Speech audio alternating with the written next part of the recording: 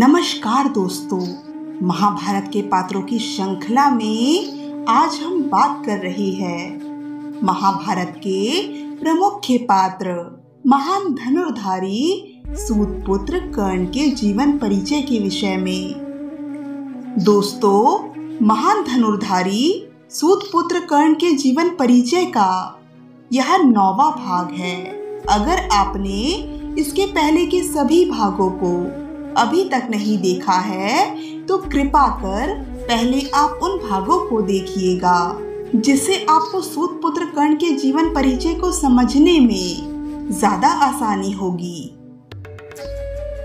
दोस्तों, जैसा कि हमने पिछले भाग में जाना कि किस प्रकार भगवान परशुराम ने कर्ण की अंतिम परीक्षा ली और जिसमें कर्ण सफल रहे, और किस प्रकार देवराज इंद्र के मन में कर्ण को लेकर शत्रुता पनपने लगी। और आज हम इस कहानी को आगे बढ़ाते हैं और जानते हैं कि किस प्रकार देवराज इंद्र ने कर्ण के मार्ग में बाधा उत्पन्न की, जिसके परिणाम स्वरूप जिन भगवान परशुराम ने कर्ण को शिक्षित किया था, उन्हीं ने कर्ण को श्राप दे दिया। तो चलिए शुरू करते हैं। दोस्तों, जैसा कि हमने पिछले भाग में आपको बताया है कि किस प्रकार भगवान परशुराम ने कर्ण की अंतिम परीक्षा लेने हेतु कर्ण को देवराज इंद्र के अभिमान को तोड़कर उनसे वर्षा करवाने को विवश करने का कार्यभार सौंपा था, जिसमें कर्ण सफल रहे।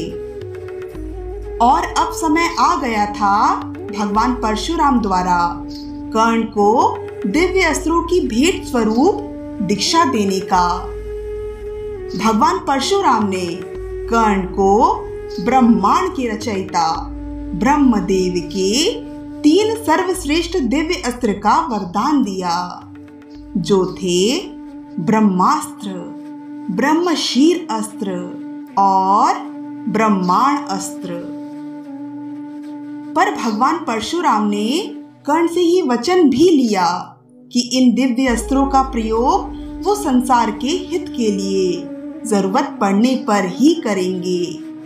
दिव्यास्त्र प्राप्त करने के पश्चात कर्ण अत्यंत प्रसन्न थे, पर कर्ण अंदर ही अंदर विचलित हो रहे थे कि उन्होंने अपने गुरुदेव से झूठ बोलकर ये शिक्षा व दिव्यास्त्र प्राप्त किए हैं, क्योंकि भगवान परशुराम से पहली भेंट के दौरान कर्ण ने खुद को एक ब्राह्मण बालक बताया था।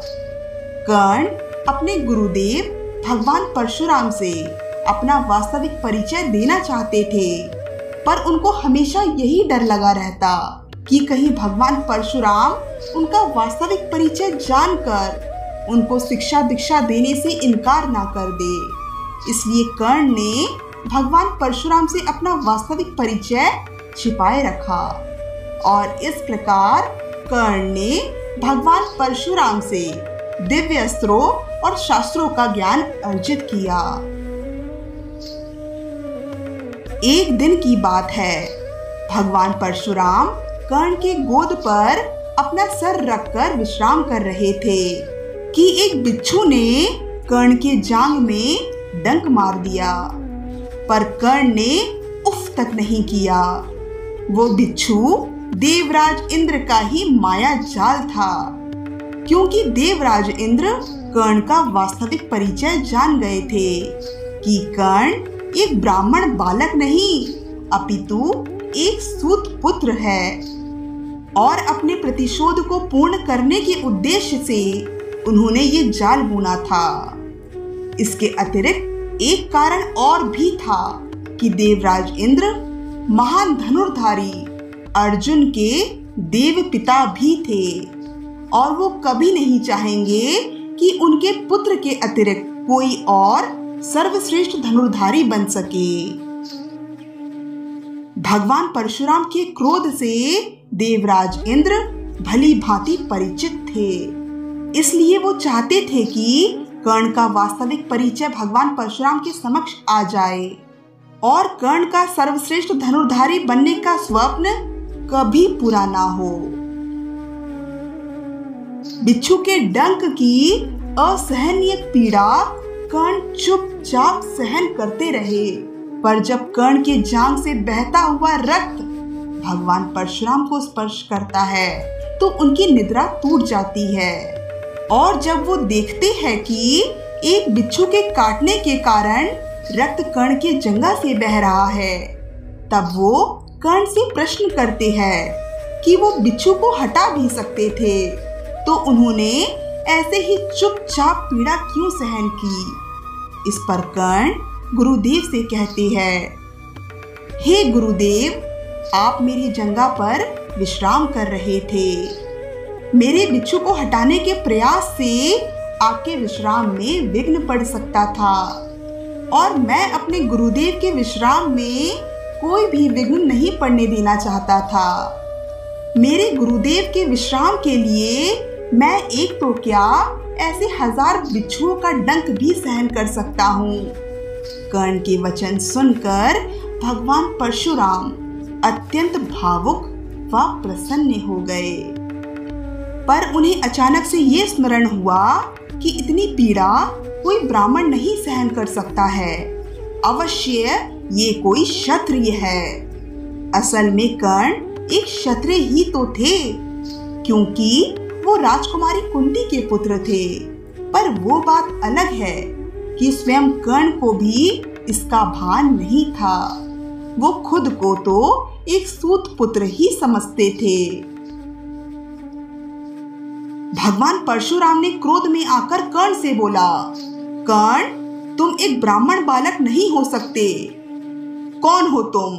अपना वास्तविक परिचय दो। कर्ण भगवान परशुराम से बहुत भयभीत हो गए, क्योंकि ये तो सत्य ही था कि कर्ण ब्राह्मण नहीं थे। कर्ण ने भगवान परशुराम से असत्य कहा था।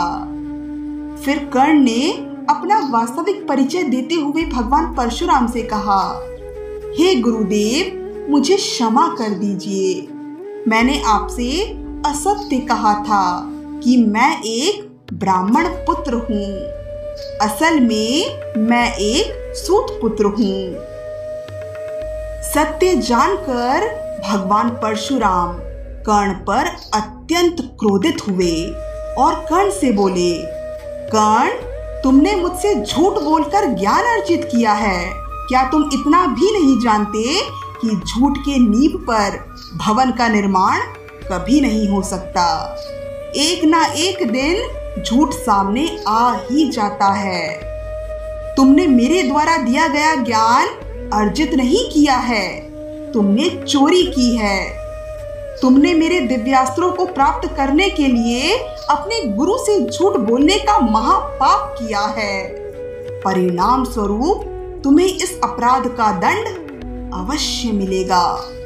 जाओ, मैं तुम्हें श्राप देता हूँ कि जितने भी दिव्यास्त्र मैंने तुम्हें दिए हैं वो तुम्हारे किसी काम के नहीं रहेंगे। जिस समय तुम्हें इन दिव्यास्त्रों की सबसे अधिक आवश्यकता होगी, तुम इन दिव्यास्त्रों के अनुसंधान की विधि ही भूल जाओगे। जिस समय तुम्हें इन दिव्यास्त्रों की सबसे ज्यादा आवश्यकता होगी, तुम इन दिव्यास्त्र का आह्वान नहीं कर पाओगे। भगवान परशुराम द्वारा दिया गया ये श्राप महाभारत के युद्ध में पूर्ण हुआ, जिसके विषय में हम कभी और चर्चा करेंगे। तो दोस्तों, आज के लिए बस इतना ही। अगली वीडियो में हम इस कहानी पर आगे चर्चा करेंगे। तब तक के लिए धन्यवाद।